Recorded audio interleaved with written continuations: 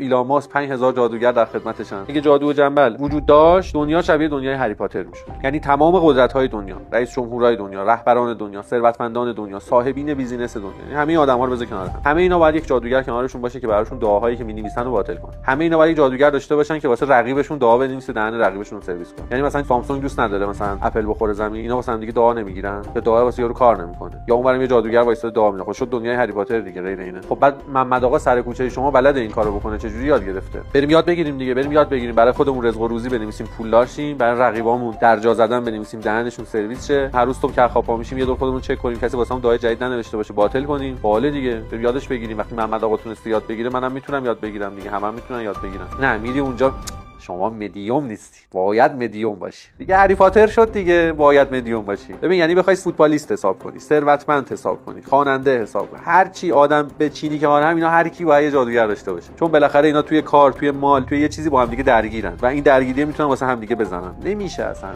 برای هر اتفاقی یه جوابی هست. اینجا به همه اتفاقات جواب میدیم. حتما پیجمو داشته باش.